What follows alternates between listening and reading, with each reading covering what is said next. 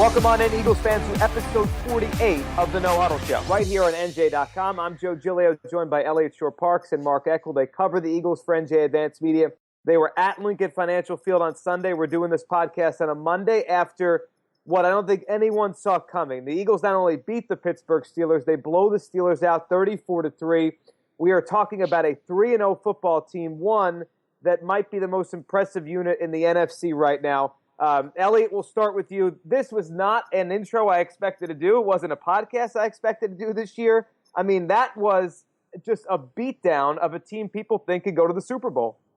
Yeah, I mean, I expected to be talking about a win. I did think this was a good spot for the Eagles to get the Steelers in. And when I rewatched the game this morning, I think you could kind of see the Steelers. Look, I'm not taking anything away from the Eagles at all, but the Steelers looked almost disinterested in the second half. And I think part of that is the Eagles were just playing way harder than they were. And I'm not normally a person that says, the kind of sports cliches about a team wanting it more or not giving their all or anything like that. But I just watching the game this morning, it just looked like the Eagles broke the Steelers' will early on. And, in that third quarter, they just kind of railroaded them. Do I think the Eagles are, 20 or whatever, 31 points better than the Steelers? No, I don't think so. But I do think yesterday showed the Eagles the way they're winning in the first two games. Everyone said, oh, it's the opponent. But the way they're winning is going to make them a competitive team all year. They're winning with great defense and very good quarterback play. And in the NFL, if you have those two things, you're going to win a lot more games than you're going to lose.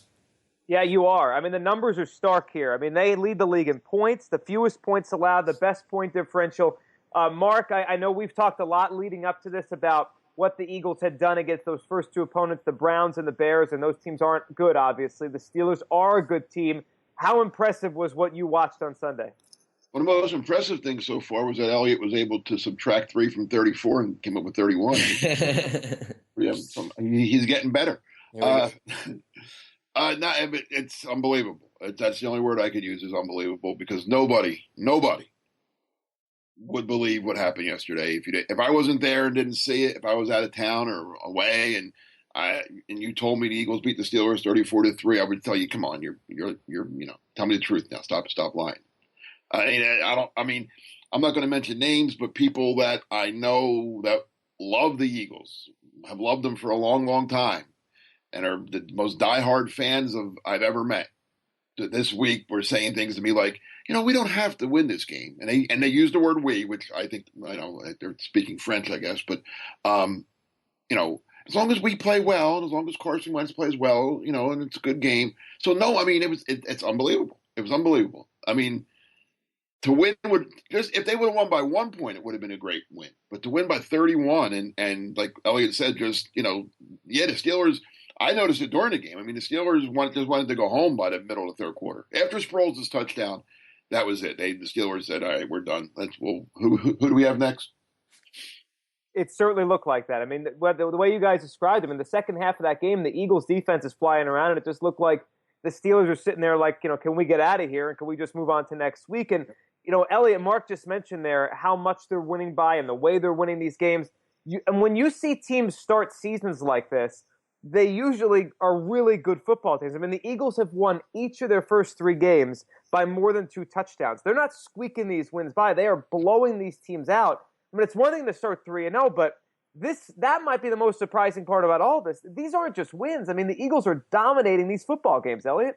Yeah, I mean, they have a point differential, I think, of plus 64 through the first 3 games. And the second place with that is the Patriots, was with plus 36. So, I mean, they're just absolutely killing these teams. Now, look, I mean, the first 2 games are what they are. Those are not good teams. The Steelers, though, are a very good team. And I think at this point, I wrote it after the game yesterday, if the Eagles don't make the playoffs at this point, I think you have to consider that disappointing. I mean, they have the defense, they have the quarterback.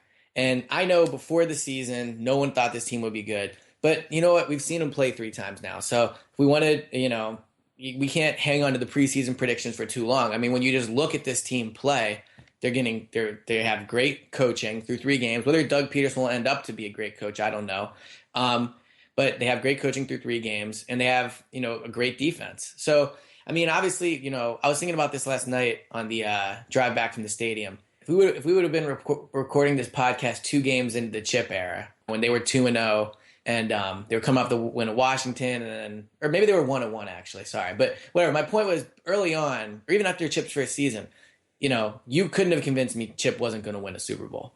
So obviously, that didn't end up happening. Clearly, with what's going on with this team, who knows where it'll end up, but I look at right after the game. I think this is a playoff team. I think they're going to make the playoffs. I don't know if they'll win a game or not, but I think they're good enough to be a playoff team, barring catastrophic injuries or a complete collapse.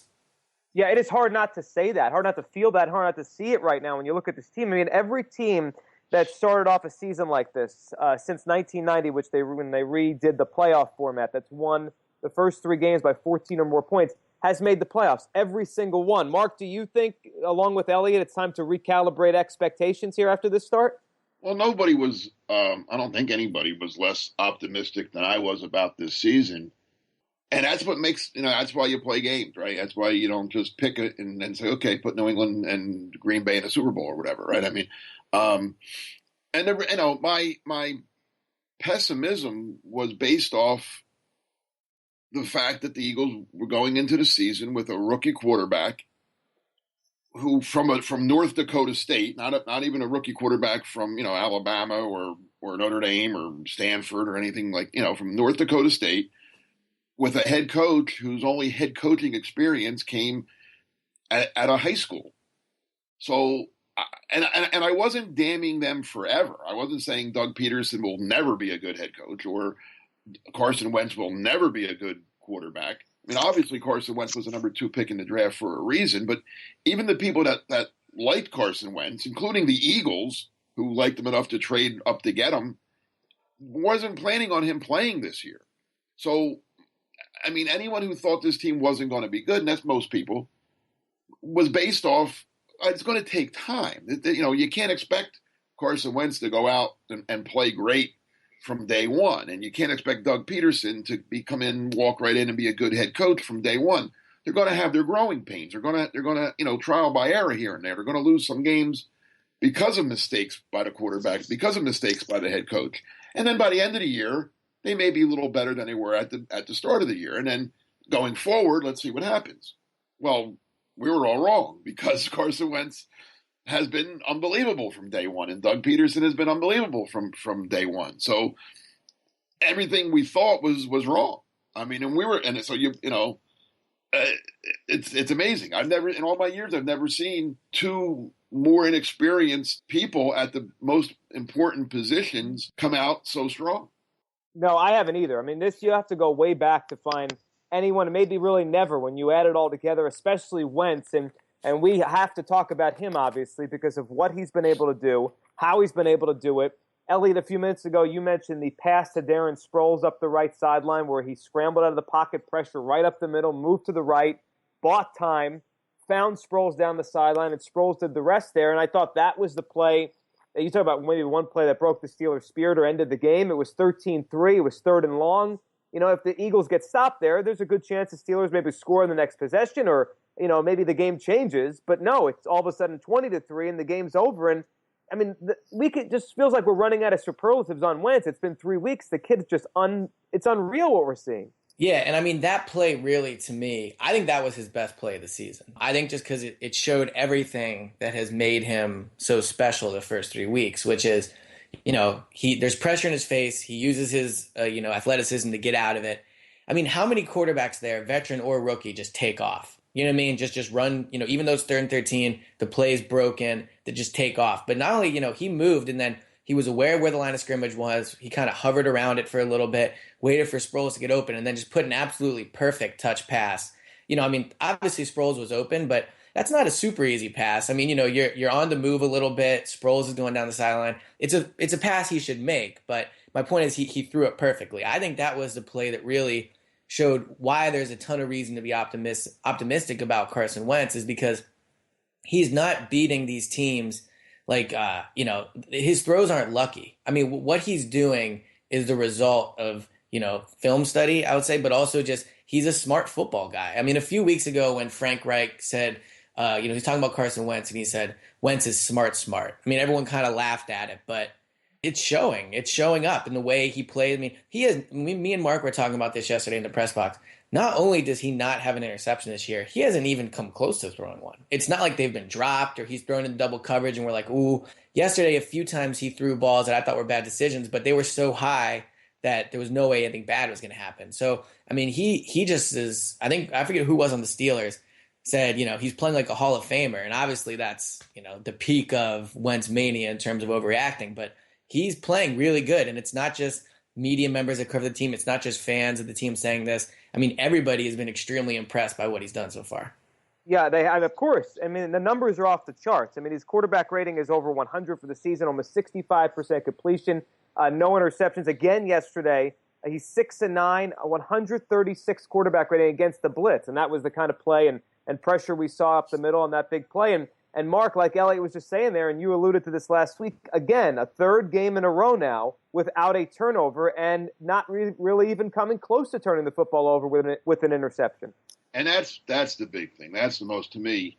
And I'm not a numbers guy. I've never been. I mean, the numbers that count are wins, and he's 3-0. So that's the number that's the most impressive to me. But it's like Elliot said, he doesn't like the year Nick Foles had, or half a year that Nick Foles had when everybody was going crazy about Nick Foles, and rightfully so. He threw 27 touchdown passes and 2 interceptions. And somebody, a non-Eagle fan, said to me last night, I've seen this before. Yeah, look at Nick Foles. Look at the year he had. And I'm like, it was different. It was just different. Like Foles, as Elliot said,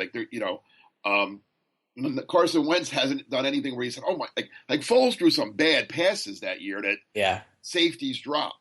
Or balls that bounced off one guy into Deshaun Jackson's hands. Like in that, I think the Green Bay game, right? Did he throw it up in Lambeau and it just kind of landed in Deshaun's hands? That pass against the Cardinals, remember that was called back, that key interception? Yeah. There was a lot of, and taking nothing away from Nick Foles. God bless Nick Foles. Nice guy. I wish him all the best. But I'm just saying, that year, yes, the bottom line is it was 27-2. That's all that counts. But watching him, I didn't walk away. Every game I'd walked away saying, I was more like, man, he's lucky than man, he's good. You know what I'm saying? Here, I'm like, wow, like this, like Elliot said, I have yet to see a pass thrown by Carson Wentz where I said, ooh, why did he do that? That wasn't smart, or that wasn't good, or not since the preseason. The preseason, he threw his worst pass, that one against Tampa Bay. That was a bad decision and a bad throw. But since then, he's been flawless in terms of good decisions and good throws and doing the right thing. And like Elliot said, on that one play, yeah, most guys would have run, and that probably would have been the right thing to do. I mean, not the right thing, but no one would have ripped him if he didn't run.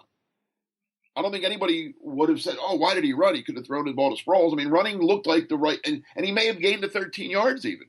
But he was savvy enough, and that's unbelievable. I'm using the word savvy about a kid who's played 3 NFL games to not run and see Sproles and make the throw to him.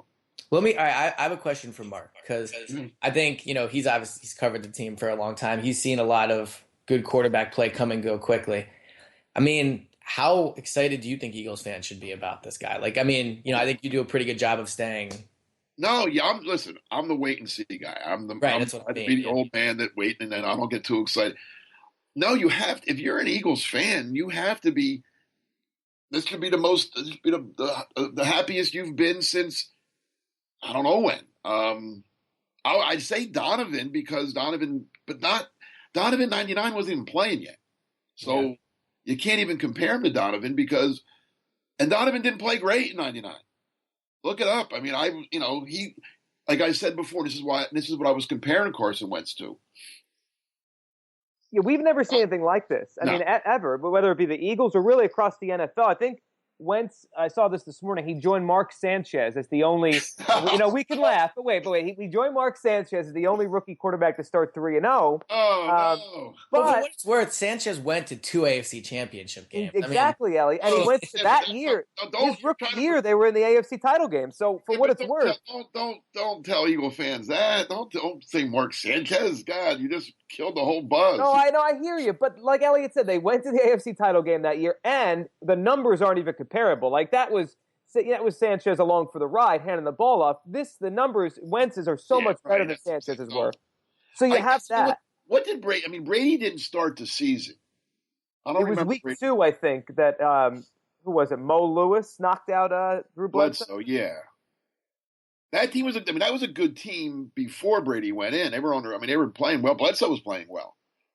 But I mean, like I was starting to say about Donovan, like, and even I covered Randall and Donovan, every one of both of their games as the Eagles, and you saw flashes, obviously, as when they were rookies. You saw plays they made both in back then. We were allowed to watch practice, so both in practice and in games, you saw things that made you say, "Oh, this guy's going to be pretty good." But you also saw rookie mistakes. You saw Donovan made some bad throws. He made some bad decisions as a rookie. Randall made a ton of bad decisions. Randall would have run. Randall just his rookie year, it was like look up, nobody, boom, run. I mean, that's what he did. I mean, he had to learn how to not just want to take off and use his legs and be more pocket savvy and use his arm. This kid, I mean, like I said, it's unbelievable. That's the only word I could use is unbelievable to me. How mature, how Doug said it a couple weeks ago, and again we kind of laughed a little bit when he said he's like a 9 or 10 year veteran. He is. And what's crazy too is like, we talked about this with Foles a little bit, but it's not like he's sitting back. It's not like he's scrambling all around and dodging guys and spinning, and like he's just kind of sitting back in the pocket and picking these teams apart. I mean, I know the Sproles play we talked about, he got out of the pocket, but there's just been nothing lucky about it. And that to me is the weirdest part. Like, you talk about, all right, that was a big win yesterday, but now what's going to happen going forward? Even though I think you tweeted this, almost every team that started 3-0 since 1990 has made the playoffs or something like that. I mean, like the chances are this team's going to the playoffs. So you kind of say like, well, what's realistic to expect? And, what do you think going forward? But they're winning in a way that is sustainable. And I think that's what's most surprising is, I remember like a few years ago when the Sixers started out 3-0, which is obviously a much smaller sample size. Everyone was like, all right, well, this clearly isn't going to last. They're a bad team. The Eagles are winning in a way where you could see them continuing to win. I mean, these aren't fluky wins, if that makes sense. Yeah, they're not. I mean, if you close your eyes, if you didn't know what was going on here, if you didn't know if Doug was a rookie coach and Carson was a rookie quarterback and this team was a disaster last year in a lot of areas, if you just stumbled into Philadelphia, you'd be like, this team's a Super Bowl contender. I mean, they're as good as any team playing these first 3 weeks. I mean, obviously there's more to it, and there's a lot of season left, but that's there. I want to ask you guys, especially just your perception and what you hear from the other players in the locker room. When the season started, when they moved away from Bradford to Wentz, the first thing I thought of was, well, how do the veterans feel? And I know we talked about they don't have too many of those 30-something veterans, but it's that idea of playing with a rookie quarterback, and there's going to be mistakes. But there's the opposite in that spectrum, right? That if a rookie plays well, he could bring energy, especially at the quarterback position, to everyone. I think I heard Selleck talking last night on Sunday night about how it's kind of just rejuvenated him. I mean, do you guys hear that and see that around the locker room? Elliot, we'll start with you. With some of these players, that Wentz's energy and the way he's played has maybe changed the way they feel about playing right now. Yeah, I mean, I think the whole storyline about the season being over because they traded Bradford was extremely overblown. The players in the locker room like Bradford, but I never talked to – I maybe talked to one player over the past season that was like, nah, Bradford's really good. Like, they liked Bradford, don't get me wrong, and they weren't – they didn't think he was bad. But, I mean, look, the quote from Brandon Graham last week kind of says it all. He said the quarterback – I'm paraphrasing here, but he said something like the quarterback is what we are missing. So I do think that the idea that Bradford was one of the reasons that this team wasn't going to win this season, was one of the reasons this team couldn't compete this season is laughable. And I said it. I said, look, this team upgraded at quarterback and got a first-round pick for it. So I think players in the locker room recognize how good Wentz is. When you talk to him, even before Wentz went in there, they would talk about what he was showing in practice. Zach Ertz said during the first OTAs, when he'd only practiced Wentz 2 or 3 times, that when Wentz went in, it was going to be an unbelievable time for this team. And he was right. I mean, I think at the time you could kind of say, he's just saying that to support a teammate. But the players said all offseason that Wentz was really good. The coaches said it.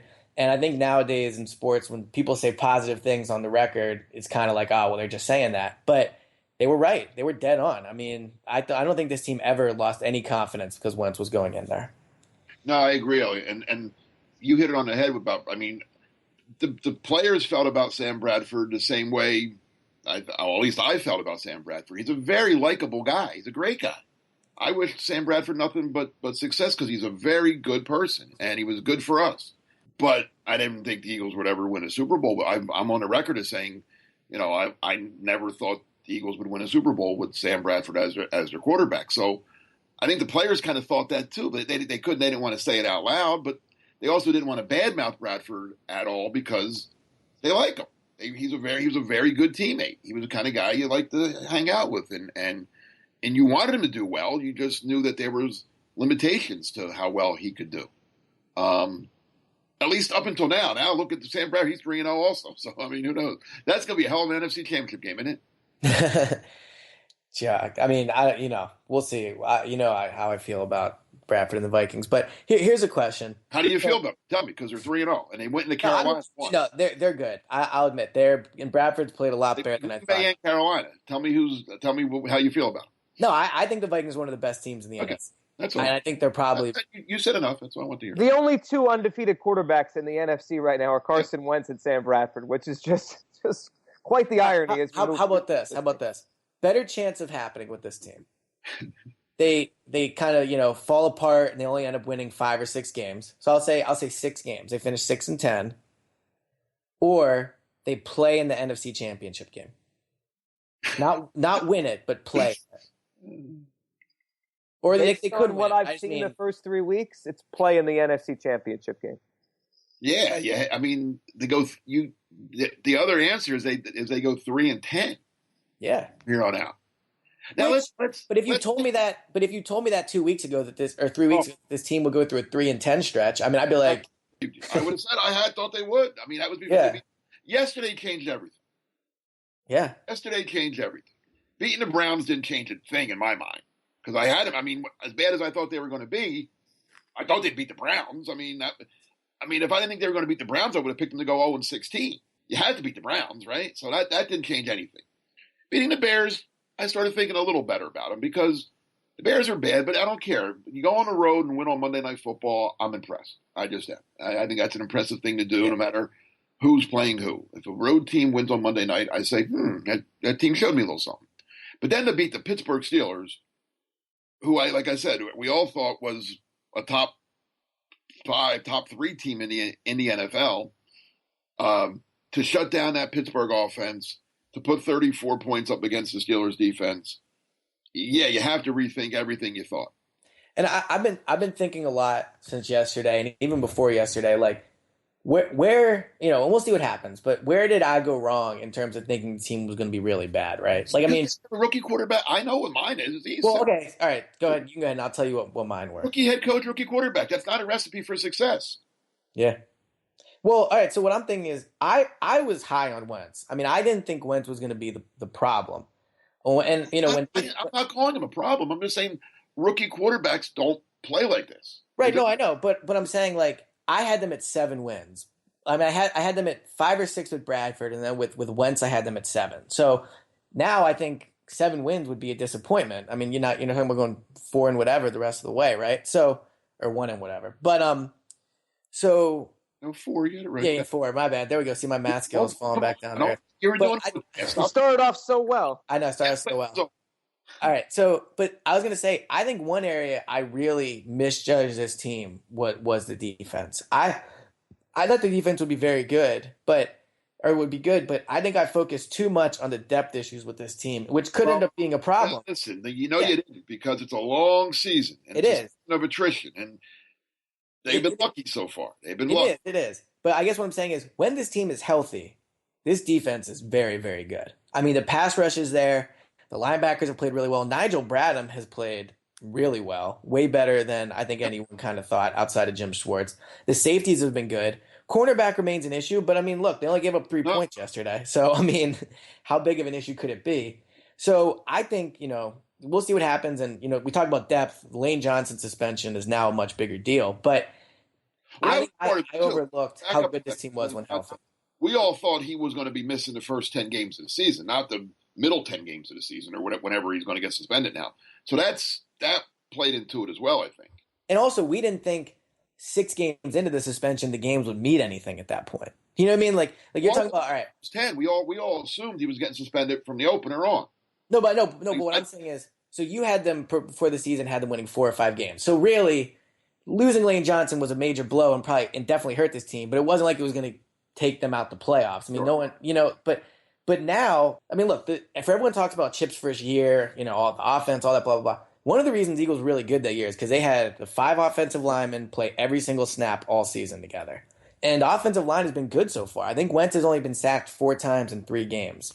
So losing Lane Johnson now, when you're talking about a team that is actually going to be competing for the playoffs, and who knows maybe they'll be competing for, home field advantage in the first game. I mean, who knows, right? Like now losing him is a big blow because you're going to have to reshuffle the offensive line, and that's going to impact everything. It's going to impact Wentz. It's going to impact the running game, and the defense will still be fine. But this offense I think they're first in the league right now in points per game. So, losing Johnson now, if you want to talk about reasons this could fall apart, I don't think it'll be Wentz. I don't think it'll be Doug Pederson. I mean, but losing Lane could really end up hurting this team. Let me ask you this, though, since you brought that up, because I was thinking about this.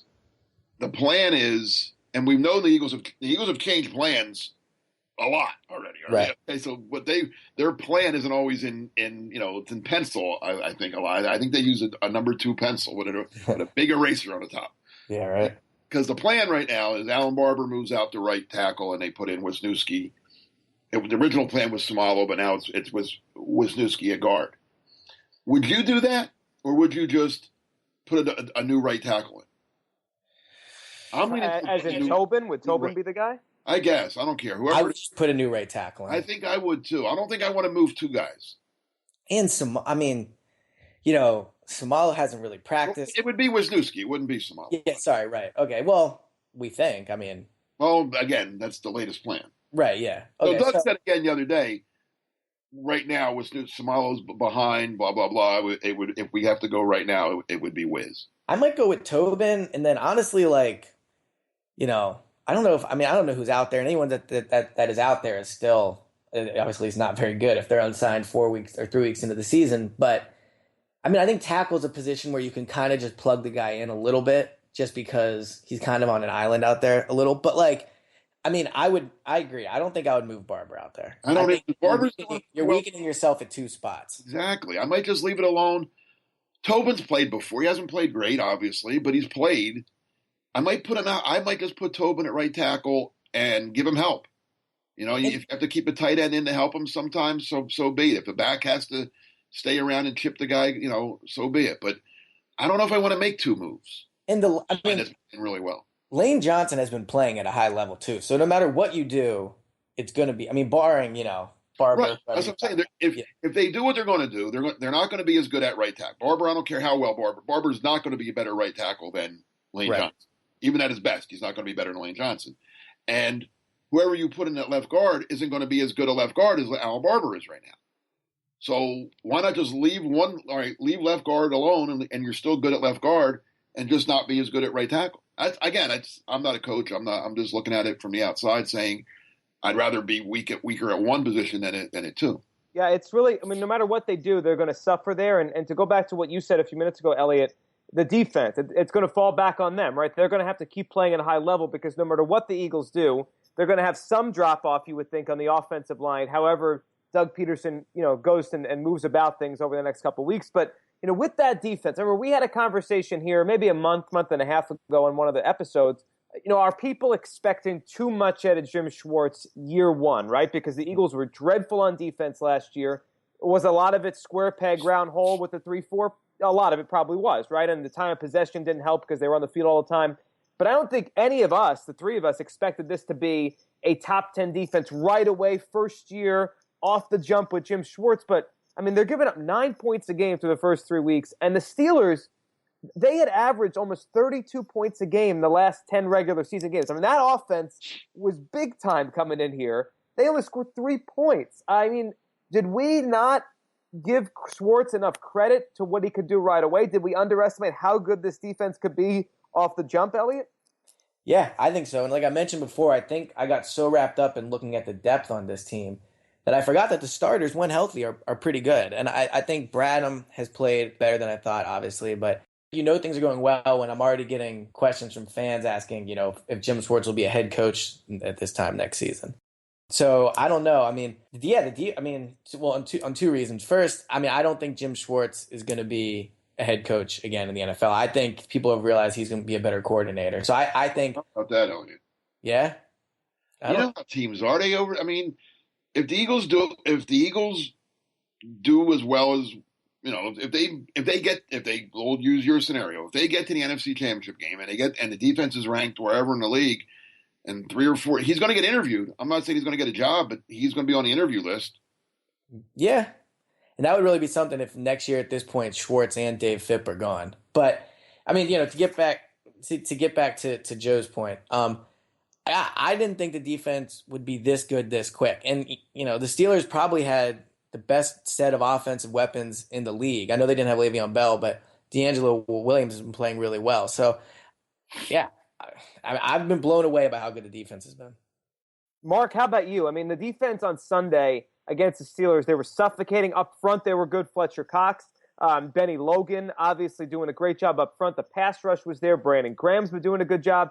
And the safeties, to me, I mean, McLeod was a little bit of an unknown, I think, to a lot of Eagles fans coming over from the Rams. But that safety pairing, along with Malcolm Jenkins, I mean, that's a really good duo they have back there. Well, we knew that. I mean, I'm not surprised by the defensive line, and I'm not surprised by the safeties. I thought they had a good defensive line, and we had to think that. I mean, look what they're paying them all. They better be good, right? I mean, other than Benny Logan, they're all making a ton of money, and Benny will get his next year. So, no, I knew the defensive line. I'm not at least bit surprised there. And the safety. But safety is kind of like, in order for your safeties to have an impact on it, like the whole defense has to be good. You could have great safeties, but if everything else is bad, okay, you got good safeties, big deal. I didn't think the linebackers and corners, I thought that's where the weaknesses were going to be, and that teams would exploit those weaknesses. Well, Bradham's played a lot better.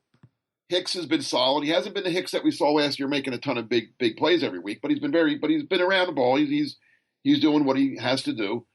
And the corners, they give up a couple big plays a game, and you say, oh, my God, look at that. Like the one to Sammy Coates, a 41-yard pass to Sammy Coates against the Steelers. That was a bad play. But they've been able to compensate for a bad play here or there by coming back on the next 3 plays and playing well.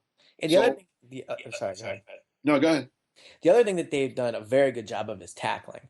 I mean, yesterday when I rewatched the game this morning, there were some situations where the Steelers had a good play call and it was just a one-on-one situation. And if the Eagles would have, missed the tackle, it could have been big plays, especially on third down. But, they've done a phenomenal job of simply just, stopping a 3-yard play from turning into a 13-yard play. And a few years ago, especially during the Chip era, tackling was a major problem with this team. Remember, there was all that talk about, do they need to be more physical and all that. And I don't know if, the week and a half, 2 weeks of really physical practices they had in training camp helped, but they are a much better tackling team this year than they were years ago. I don't buy that.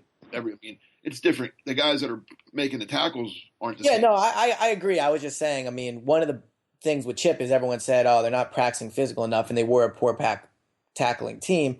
And one of the benefits of having hard training camps, at least this is what everyone said, was you make your defense more physical. And I do think, and there was a quote last week actually from Jordan Hicks that I thought was perfect. I mean, he was asked, it's the Steelers, it's the Eagles, do you expect this to be a really physical game? And his quote was, well, I know it'll be a physical game because we'll be there. And I think that was just a little insight into what the mindset of this defense is. I mean, it would have been easy to say, yeah, blah, blah, blah, cross-state rivalry, all that. But he was like, nah, like, we're a physical team. And I think that's a big difference in the mentality of this defense.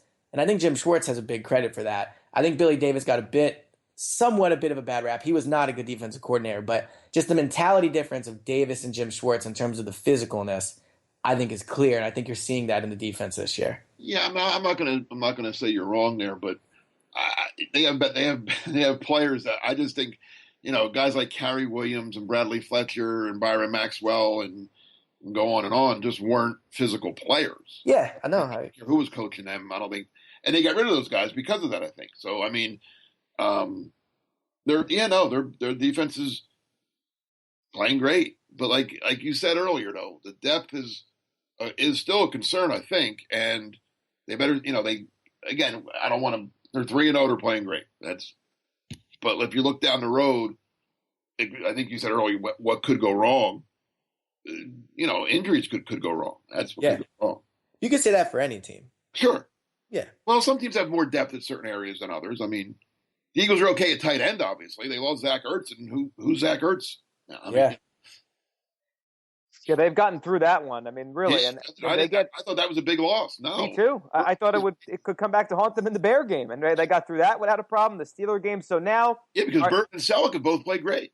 They played tremendous, and they're just the offense is just get whoever's open. Wentz is finding them the football, and they're making a lot of plays out there. All right, let's look forward here. The bye week is coming up. It's an early bye, one of the earliest bye you can have in the NFL is week 4. The Eagles have that. They'll be in Detroit after that. The one thing I see, guys, and maybe give me a thing or two you're thinking about and looking forward with this team. The first thing that jumps out to me after the bye.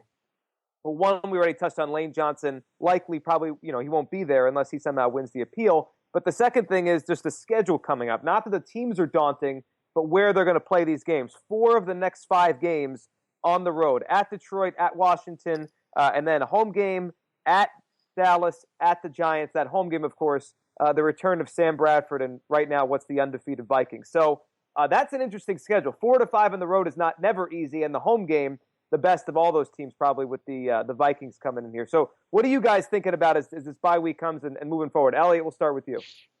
Well, I'll let Mark talk about the bye week, but in terms of that next 5, those next 5 games, I mean, that you're going to learn a lot about this team. I mean, obviously they'll play the Packers later in the season and the Seahawks later in the season, but if you lose those games, I don't think there's a lot of shame in those losses. Obviously the Vikings are very good, like I said earlier, as I was forced to admit. But you have two division games coming up. The Lions team you probably should beat. So if the Eagles are serious about making the playoffs and serious about maybe winning a game in the playoffs, I think they need to go 4-1, 3-2 in these next 5 games. You can't go 2-3. I know you're out to 3-0, but you need to show that you can beat the division teams. You need to show you can beat the teams you're supposed to, which they already have, and then, compete with the Vikings. So in terms of whether the bye week comes at a good time or not, I don't know. But those next 5 games, I think, will really tell us a lot about this team and how serious they are about making a playoff push. Mark, your thoughts as we move to a bye and then the 4 out of 5 on the road afterwards? Well, I just take them one game at a time, Joe. I'm not looking past the bye week, to be honest. I just want to get better every day in practice, work hard. There you go. Try to do it that way. I think the bye comes at a bad time, to be honest with you. The schedule is what it is, and you don't know how it's going to turn out, but there's no way the Eagles the way they're playing right now, a week off is not what they want. They want to keep playing. Why would you want to buy when you just came off a 31-point win over the Pittsburgh Steelers? I want to play tomorrow. You know what I'm saying? I don't want to be off Tuesday. I want to go out and play. But it is what it is. I mean, you can't. The schedule came out months ago, and no one thought the Eagles were going to be 3-0. So you play your schedule. But come back Detroit. Yeah, that's a game they should win, absolutely. But it's other than Cleveland, it's the first time that we're saying. And let's be honest, there were a lot of people that weren't so sure they were going to beat Cleveland opening day, right? There was a lot. There's a little nerve wracking, Cleveland coming in, we don't know. So now everything's different now. The win over Pittsburgh turned everything upside down. And now the Eagles aren't they're not sneaking up on anybody anymore now. Okay, they're words out, so they become the hunted instead of the hunter. So the Lions now are looking to upset the Eagles. You know what I'm saying? So that changes the whole mentality. It changes. Let's see how the Eagles now have to react to being the favorites instead of the underdog.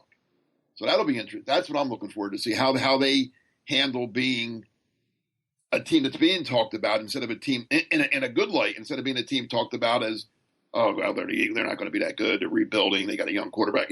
Sometimes that mentality of us against the world, that works a lot of times with teams, and they rally around. Nobody thinks we're any good. Well, now, and I don't know. I mean, I think this Eagles team has a good mentality. I don't think they're going to. I mean, they can't sit back and just read all the press clippings and hear Elliott telling them that they're great every day, and let that get to them, because that's how teams get in trouble too. Yeah, that would. Yeah. Elliott's articles can't seep in their heads. But the Eagles have a they all couple read weeks. Elliott. You know they're all reading Elliott. Of course. Exactly. They all read NJ.com. Of course they do. That's how they get their news about what's going on in their own locker room. So this is going to be obviously a fun 2 weeks. People are excited about this Eagles team, as they should be. 3-0.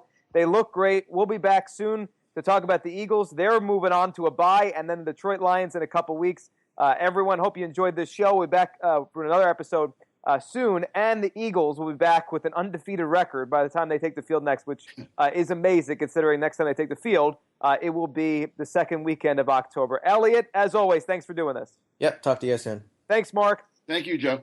Thanks to all of you for listening to episode 48 of the No-Huddle Show. You can subscribe on iTunes, Stitcher, Google Play, SoundCloud. Any way you want to listen, you can listen right here on NJ.com.